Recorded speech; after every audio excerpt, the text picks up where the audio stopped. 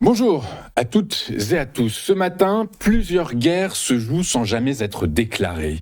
Le New York Times révèle qu'Israël a ciblé pour assassinat les deux négociateurs iraniens en pleine paix avec Washington. Les États-Unis l'ont su et ont choisi de prévenir Téhéran, un allié qui protège les intentions d'un adversaire pour sauver un accord. Eh bien, c'est du jamais vu. Et pendant ce temps, l'Iran enterre son guide suprême demain et réarme sous couvert de deuil. 1000 jours aussi. Depuis le 7 octobre, un chiffre rond, un bilan qui ne l'est jamais. Plus au nord, la Russie mène sa propre guerre de l'ombre. 144 incursions de drones documentées autour des sites nucléaires de l'OTAN. Un joyau, la Crimée, devenue une faille et un bilan de 2 millions de victimes qui dépasserait le bilan de Stalingrad. Ce même non-dit se retrouve dans les chiffres économiques américains. L'emploi déçoit Washington et cache une réalité plus profonde qu'un simple ralentissement. Direction ensuite Berlin, où Friedrich Merz dégaine son plus vaste plan de réforme en une décennie pour sauver son économie et son mandat, et retour enfin à Wall Street où un fossé silencieux se creuse trimestre après trimestre entre ce que les investisseurs demandent et ce qu'ils obtiennent vraiment. 9 actualités, un seul fil, ce qui ne se dit pas compte souvent plus que ce qui s'annonce. Nous allons les décrypter une par une, ensemble et dans l'ordre. Bienvenue dans le JT de TV Finance. Une information vient de tomber. Selon le New York Times, Israël a ciblé pour assassinat les deux principaux négociateurs iraniens, et ce en pleine négociation de paix avec Washington. Les États-Unis l'ont su et les États-Unis ont choisi de prévenir Téhéran. Les cibles, Mohammad Bagher Khalibaf, président du Parlement iranien, et Abbas Araghchi, ministre des Affaires étrangères, les deux architectes de la position iranienne à la table des négociations. Washington a estimé qu'un assassinat en pleine phase de pourparlers ferait dérailler le dialogue et embraserait la région. La décision est bien faire transmettre l'alerte à Téhéran par des alliés régionaux. Un allié qui prévient un adversaire militaire des intentions d'un autre allié, eh bien c'est du jamais vu dans l'histoire des guerres. Ce que cela révèle, surtout, eh bien ça dépasse ce simple épisode. Washington et Tel Aviv ne calculent plus sur le même tempo. Israël semble toujours raisonner en cible à éliminer. Washington raisonne désormais en canal à préserver, quitte à protéger de facto deux négociateurs d'un pays qu'elle bombardait il y a 4 mois. L'ambassade israélienne à Washington n'a ni confirmé ni démenti. Le silence, ici, vos réponses. Ce renversement de priorité n'est pas rhétorique. Il s'est joué en vol en avril. Avant un déplacement de Khalibaf à Islamabad, l'armée iranienne a détecté un risque de frappe et l'approche de 2 chasseurs israéliens via l'Irak. L'avion, transportant près de 70 membres de la délégation, n'a donc pas pu rejoindre Téhéran. Atterrissage d'urgence à Machhad. 8 heures de route pour rallier la capitale. Ce jour-là, l'accord de paix n'a pas failli s'effondrer sur un désaccord de fond. Il a failli s'effondrer sur 2 avions de chasse et une poignée de minutes. Malgré cela, le fil ne casse pas. Khalibaf et Araghchi ont rencontré en juin la délégation américaine, dont le vice-président J.D. Vance. En Suisse, un responsable américain confirme, les contacts se poursuivent, Donald Trump maintient sa ligne, c'est-à-dire l'accord doit continuer. Ce que cet épisode révèle, en creux, c'est la vraie mesure du risque iranien aujourd'hui. Il ne se lit plus seulement dans les termes d'un mémorandum, il se lit dans le trajet d'un avion qui n'atteint jamais sa destination. Et c'est précisément ce canal fragile, tenu par 2 hommes sous la menace, que Téhéran met en pause dès demain pour un deuil national qui cache une toute autre priorité. 4 mois. C'est le temps qu'il aura fallu à la République islamique pour enterrer son guide suprême, l'ayatollah Ali Khamenei, tué le 28 février dernier par une frappe israélo-américaine. Les funérailles s'ouvrent demain, 6 jours. 30 pays représentés et une diplomatie à l'arrêt. Pendant que Téhéran enterre son guide, elle réarme. L'armée iranienne l'a dit hier sans détour, elle se considère toujours en état de guerre. Un porte-parole militaire l'assure, le pays n'a pas perdu de temps et a renforcé ses défenses. Une pause donc de façade et surtout pas un désarmement. Les négociateurs iraniens ont quitté Doha mercredi dernier pour parler suspendu avec Washington. Le porte-parole qatari Majed Al-Ansari évoque, lui, des progrès positifs, reprise promise dès que possible, mais après les funérailles. Le contenu reste flou. Téhéran parle du dégel de ses avoirs. Axios, le site américain, un média américain, lui révèle l'essentiel. Steve Witkoff et Jared Kushner négocient surtout pour empêcher l'Iran d'imposer des droits de passage dans le détroit d'Ormuz. Vous le savez, le détroit d'Ormuz passait avant 1/5 du pétrole et du gaz mondial. Sur ce point, Téhéran durcit le ton. Nouvel avertissement hier, les navires doivent suivre les seules routes désignées par l'Iran. Réponse immédiate et ferme en cas d'infraction. La veille, le CENTCOM réunissait 12 pays du Golfe à Bahreïn. Message inverse, liberté de circulation garantie. 3 mouvements. Le premier, le deuil national comme fenêtre de réarmement incontestable diplomatiquement.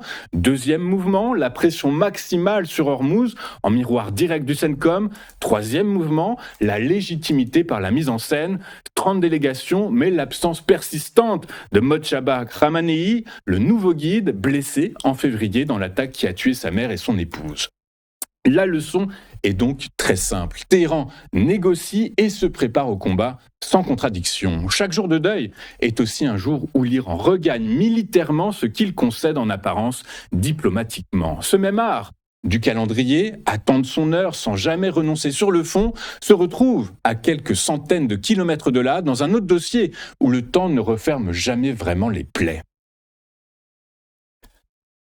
1000 jours, c'est le temps écoulé depuis l'attaque du Hamas contre Israël le 7 octobre 2023, qui a fait environ 1200 morts et 251 otages. Tous ont été libérés ou leurs corps restitués. Beaucoup ont témoigné d'une famine prolongée et de violences physiques, psychologiques, parfois sexuelles. Le bilan, côté palestinien, lui, s'élève à 73 066 morts selon le ministère de la Santé de Gaza, un décompte que les agences onusiennes et des experts indépendants considèrent généralement comme fiable, sans ventilation entre civils et combattants.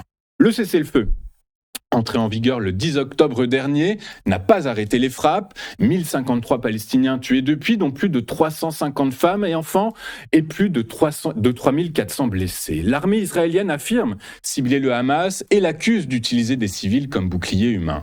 Sur le terrain, l'accord reste largement lettre morte. Nikolai Myadnevov, le diplomate chargé d'en superviser l'application, est clair. Tout est bloqué sur la question du désarmement du Hamas, préalable à une nouvelle administration du territoire et au déploiement d'une force internationale. Le Hamas n'a pas rejeté catégoriquement l'idée, mais veut conserver une partie de son arsenal et exige de nouvelles concessions israéliennes. Conséquence directe, le Conseil de la paix lancé par Donald Trump, promis à grand renfort de dons internationaux, reste aujourd'hui d'une discrétion remarquée, la preuve qu'aucune reconstruction ne peut commencer tant que la question des armes n'est pas tranchée. Le contrôle territorial, lui, continue de s'étendre. Les forces israéliennes tenaient plus de la moitié de Gaza après le cessez-le-feu. Le gouvernement israélien vise désormais 70%. L'ONU alerte sur les risques accrus pour les civils dans des zones sans démarcation claire au sol. Sur le plan humanitaire, le tableau reste sombre malgré des nuances. La famine, déclarée en août, a connu des améliorations notables depuis le cessez-le-feu selon des experts en sécurité alimentaire. Un constat que confirme le COGAT israélien qui assure que l'aide dépasse désormais les besoins nutritionnels. Mais l'ONU recense toujours 17 hôpitaux hors service et Tom Fletcher, chef des opérations humanitaires de l'ONU, pointe des procédures douanières israéliennes qui ralentissent l'acheminement jusqu'aux prothèses retenues par crainte d'un usage détourné. Avant la guerre, nous ne manquions de rien, résume Mahmoud Achour, commerçant à Khan Younis. Maintenant, nous avons juste envie de manger un morceau, dit-il. Côté israélien, le pays commémore et se divise. Plus de 60% des Israéliens jugent que Benyamin Netanyahou ne devrait pas se représenter cet automne, selon l'Institut israélien de la démocratie. Une défiance nourrie par l'absence de commission d'enquête d'État sur les failles sécuritaires du 7 octobre. Sur le site du festival Nova, où au moins 364 personnes et des jeunes ont été tués, Yoram Yehudaï, père d'une victime, a résumé hier ce que 1000 jours n'ont pas suffi à apaiser. Je le cite, les enfants venus danser et faire la fête sont rentrés chez eux dans des cercueils. 1000 jours après, ni la reconstruction, ni le désarmement, ni la normalité n'ont commencé. Seul le deuil, lui, ne s'est jamais interrompu. Une autre guerre, elle, se joue sans jamais être déclarée, en silence, depuis des navires sans transpondeur au large des côtes européennes. 144 incidents, plus d'une douzaine de pays, 18 mois. Le tableau dressé par l'International Institute for Strategic Studies n'est plus celui d'incursions isolées, mais celui d'une campagne russe coordonnée de surveillance par drone lancée depuis des navires de la flotte fantôme et visant en priorité les sites nucléaires de l'OTAN.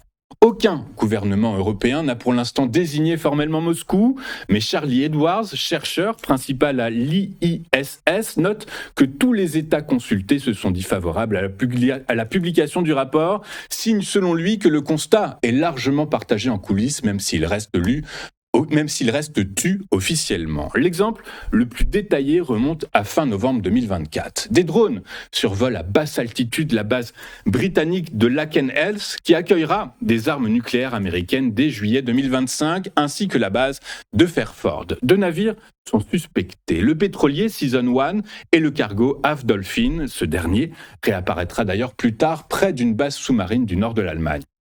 Le scénario se répète ensuite à l'île Longwy en Bretagne, à Kleinbrogel en Belgique et à Volkel aux Pays-Bas, tous des sites d'armes nucléaires et ce, fin 2025. La méthode s'appuie sur des navires navigant transpondeurs éteints, épaulés par d'autres bâtiments servant de relais. Résultat, selon Edwards, une série de succès tactiques pour le Kremlin face à des défenses calibrées contre des menaces conventionnelles. Aucun drone n'a été capturé ni abattu. L'épisode le plus révélateur reste l'arraisonnement du pétrolier Boracay par des commandos français 4 jours après la fermeture de l'aéroport de Copenhague en septembre 2025. Deux employés russes du groupe Moran, société militaire privée liée à Moscou, se trouvaient à bord.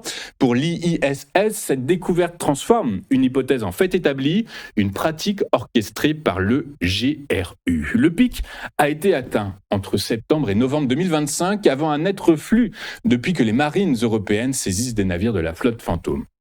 Car au-delà du renseignement, c'est l'usure qui semble être l'objectif. Chaque survol non intercepté coûte peu à Moscou et beaucoup à l'adversaire, et surtout en confiance érodée. Une guerre à bas bruit, calculée pour rester sous le seuil qui déclencherait une réponse collective de l'OTAN, eh bien cette guerre de l'ombre a un théâtre bien réel, lui, et à ciel ouvert, la Crimée, où l'usure ne se mesure plus en survol, mais en panne de courant et en file d'attente pour l'essence. Le joyau est devenu la faille. La Crimée, annexée par Vladimir Poutine en 2014, en moins de 4 semaines, et érigée depuis en symbole de puissance russe, vit désormais sous état d'urgence, décrété la semaine dernière par les autorités d'occupation. Le mécanisme d'abord. Kiev a développé des drones bon marché à moyenne portée capables d'échapper aux défenses russes. Cible privilégiée, vous le savez maintenant, les raffineries et les axes logistiques reliant la Russie continentale à la péninsule. Résultat concret, pénurie de carburant. Les civils ont désormais besoin d'une autorisation spéciale pour faire le plein quand il en reste. La situation ne s'annonce pas favorable pour la Russie, résume Jenny Matters de l'université d'Aberystwyth. L'ampleur du basculement se mesure au tourisme. 7 millions de visiteurs russes s'y rendaient encore l'an dernier. La destination est désormais jugée trop dangereuse, un basculement psychologique pour une population russe largement épargnée jusqu'ici par les conséquences directes de la guerre. Nikolai Petrov, du Centre des nouvelles stratégies eurasiennes, y voit une humiliation personnelle pour Poutine, potentiellement un tournant. Kiev assume l'objectif. Le ministre Mikhailo Fedorov a qualifié mercredi dernier la Crimée de cible stratégique, base arrière selon lui de l'occupation du sud ukrainien. L'enjeu, désormais, c'est la réaction de Poutine. Kiev espère que la menace forcera le Kremlin à négocier, mais Marc Galeotti met en garde dans le Sunday Times. La pression pourrait au contraire pousser Poutine à l'escalade.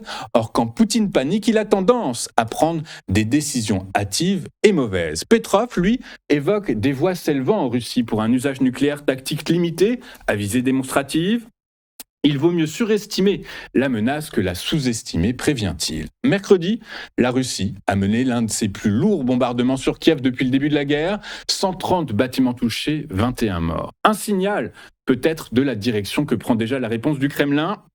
Cette pression sur la Crimée n'est que la partie visible d'un effritement plus large, car sur le front humain, cette fois, les chiffres eux-mêmes racontent l'histoire d'une armée russe à bout de souffle. 2 millions de victimes au total en Ukraine. C'est le bilan qu'établit le CSDP, un chiffre qui dépasserait le bilan de la bataille de Stalingrad. Il s'oppose, ce chiffre, aux données russes. Et il nourrit surtout, après la Crimée, un même récit, celui d'un Kremlin en difficulté. Les chiffres, d'abord. 1,4 million de pertes russes, tués, blessés, disparus, toujours selon le CSIS, c'est-à-dire environ 1% de la population du pays. 8 soldats russes tombés pour un Ukrainien depuis le début de l'année. Ce sont donc les statistiques du CSIS. Côté ukrainien, entre 525 000 et 625 000 victimes, dont 125 000 à 150 000 morts. Mediazona et la BBC Russie avancent, elles, entre 417 000 et 509 500 tués côté russe. Aucun chiffre n'est vérifiable, de façon indépendante.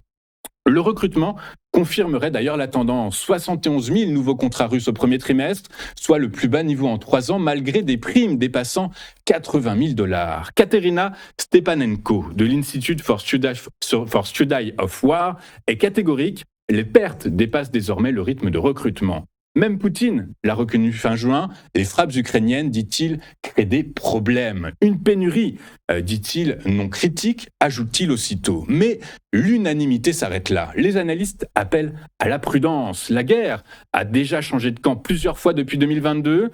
Sur le terrain, des sources indépendantes signalent une avancée russe dans le Donbass et à Kupiansk. Le chef d'état-major ukrainien, Oleksandr Syrskyi, lui-même a averti dans le Times ne pas sous-estimer la Russie. Deux réalités coexistent sans s'annuler. L'attrition démographique russe est un fait mesurable, mais un Kremlin affaibli sur le papier n'est pas un Kremlin qui cède sur le terrain. 71 000 recrues russes, 8 pertes pour 1, 2 chiffres, une seule question ouverte, lequel finira par plier en premier? Cette même question de rapport de force se pose désormais sur un tout autre terrain, celui du marché du travail américain, où les chiffres, eux aussi, racontent une histoire différente de ce qu'ils annoncent en surface. 57 000, c'est le nombre d'emplois créés en juin aux États-Unis et c'est moins de la moitié des 115 000 attendus par le consensus des économistes. Un chiffre faible, mais un chiffre trompeur tant il cache ce qui recule vraiment, c'est-à-dire la main-d'œuvre elle-même. Le taux de chômage a pourtant baissé à 4,2%, un paradoxe apparent, en réalité un signal d'alarme. Le taux d'activité est tombé à 61,5%, soit son plus bas niveau depuis mars 2021. 720 000 personnes ont quitté le marché du travail en un seul mois. Beth Ann Bovino, économiste en chef chez US Bank, résume ainsi l'équation. Je la cite, moins de personnes sur le marché du travail, moins de personnes qui trouvaient un emploi. Une mauvaise combinaison, dit-elle. Deux forces structurelles pèsent ici et non pas conjoncturelles. Les politiques migratoires plus restrictives réduisent l'offre de travailleurs, les départs à la retraite des baby-boomers l'accélèrent. Ce n'est pas un ralentissement classique, c'est une contraction démographique du bassin de main-d'œuvre, invisible dans le taux de chômage, lisible uniquement dans le taux d'activité. L'inflation, elle, ne faiblit pas. 4,2% en mai, son plus haut niveau en 3 ans, porté par la guerre en Iran et la flambée pétrolière. Les salaires progressent de 3,5% sur un an. Ils perdent donc du pouvoir d'achat mois par mois, mois après mois. Kevin Warsh, nouveau président de la Réserve fédérale américaine, jugeait en juin que les données évoluaient dans la bonne direction. Mais le marché en doute. Selon l'indicateur du CME Group, la probabilité d'une hausse des taux en juillet est tombée à 1 sur 6 contre 1 sur 3 avant la publication. L'équation est là, une économie qui manque de bras et non pas de demande. Une inflation importée par le pétrole, pas générée par la croissance. Cette même équation, croissance en trompe-l'œil, fragilité structurelle sous la surface, se retrouve presque à l'identique de l'autre côté de l'Atlantique, à Berlin, où le gouvernement vient justement de dégainer son remède. Nous voulons remettre l'Allemagne sur les rails et il est désormais clair que c'est possible. La phrase de Friedrich Merz hier, à Berlin, résume l'enjeu d'un plan XXL, 34 mesures, le paquet économique le plus large présenté par Berlin depuis des années. Le diagnostic tient en un chiffre, 2 récessions consécutives en 2023 et en 2024, puis une croissance quasi nulle en 2025. L'Allemagne, dépendante de ses exportations, a perdu du terrain face à la Chine sur l'automobile et l'ingénierie. Les droits de douane de Donald Trump ont fermé un autre débouché majeur, mais les économistes pointent surtout des causes internes. Sous-investissement chronique, bureaucratie alourdie, énergie et fiscalité de plus en plus coûteuses. 4 leviers Le fiscal, d'abord, 10 milliards d'euros de baisse d'impôts annuels pour les revenus faibles et moyens, financés par une hausse pour ceux au-delà de 250 000 euros. Les retraites ensuite, l'âge légal grimpe progressivement de 67 à 70 ans. Le travail ensuite, licenciement facilité pour les hauts salaires, embauche temporaire assouplie, la bureaucratie enfin. Une demande administrative sans réponse sous 4 mois vaudra désormais accord tacite. L'accueil reste prudent. La fédération VDMA juge le plan insuffisant et redoute un alourdissement de la charge sur les petits entrepreneurs. Marcus Berrett, du cabinet Roland Berger, y voit au contraire un signal favorable, l'Allemagne prête à s'attaquer à ces défis structurels. Le contexte politique explique l'ampleur du geste. La coalition de Merz est sur la défensive depuis un an. L'AfD devance désormais la CDU dans tous les sondages. Merz mise sur la fermeté plutôt que le consensus à quelques mois des élections régionales de septembre. Cette recherche de crédibilité économique, Berlin la partage avec un secteur entier de la finance américaine, lui aussi confronté ce trimestre à une crise de confiance, mais silencieuse celle-là, est loin des radars boursiers. 15,6 milliards de dollars. C'est le montant que les investisseurs ont demandé à retirer des fonds de crédit privés au deuxième trimestre, contre 13,9 milliards au trimestre précédent. Mais les gestionnaires, eux, n'ont restitué que 5,9 milliards. Un fossé qui se creuse trimestre après trimestre. Le mécanisme d'abord. Ces fonds, appelés sociétés de développement commercial, ne sont pas cotés en bourse. Les investisseurs particuliers découvrent qu'ils ne peuvent pas sortir aussi vite qu'ils sont entrés. Résultat, de plus en plus d'entre eux demandent à se retirer précisément parce qu'ils craignent de ne plus pouvoir le faire plus tard. La réponse des gestionnaires est sans ambiguïté. Blackstone honorait tous les rachats au premier trimestre.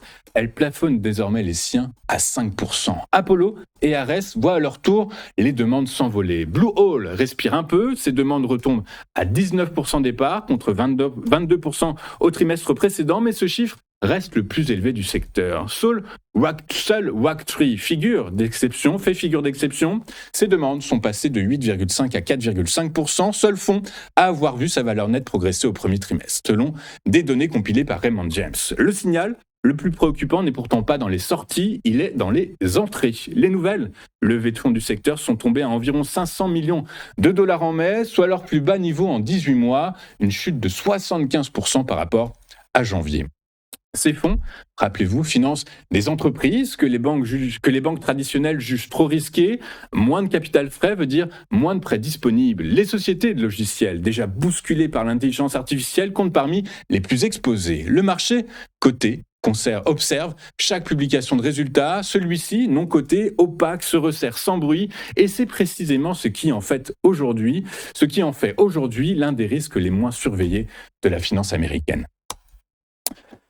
Regardons désormais ce à quoi les investisseurs vont être attentifs aujourd'hui. Aujourd'hui, les marchés américains, je vous le rappelle, sont fermés. C'est la journée de l'indépendance. Côté Europe, eh bien, on sera attentif au discours de Christine Lagarde dans un peu moins de 45 minutes et également à la publication dans un peu moins d'une demi-heure, dans une demi-heure tout pile, des PMI dans les services. Je regarde s'il y a autre chose à voir. En Allemagne, PMI dans les services également et PMI pour la zone euro dans les services également. Regardons désormais ce qui s'est passé sur les marchés financiers hier. Les bourses européennes, hier, ont signé une nette hausse soutenue par un apaisement des craintes inflationnistes et la perspective d'un statu quo monétaire des banques centrales. En zone euro, le ralentissement plus marqué que prévu de l'inflation en juin renforce les anticipations d'une pause de la BCE en juillet, un scénario qui a largement soutenu l'appétit des investisseurs malgré la faiblesse persistante du secteur de la tech européen. Le secteur européen de la tech, le CAC 40 a gagné 1,65%, le DAX 2,16% et le FTSE 1,67%. À Wall Street, la séance d'hier s'est terminée en ordre dispersé avec un nouveau record pour le Dow Jones qui a pris 1,14%, tandis que le Nasdaq Composite a reculé de 0,8%, pénalisé par de nouvelles prises de bénéfices sur les semi-conducteurs.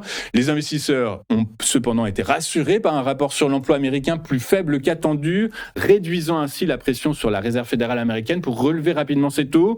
Les anticipations d'un tour de vis monétaire en septembre ont ainsi reculé, alors que la détente récente sur les prix du pétrole contribue aussi à calmer les inquiétudes inflationnistes. Enfin, les cours du pétrole sont restés globalement stables hier. Le Brent a légèrement progressé à 71,80 $ et son homologue américain à 68,69 $ le baril, des niveaux désormais revenus à ceux d'avant le conflit au Moyen-Orient. Le marché continue d'intégrer un scénario d'apaisement après de nouveaux progrès dans les discussions entre Washington et Téhéran au Qatar, discussions centrées notamment sur la sécurisation du détroit d'Ormuz.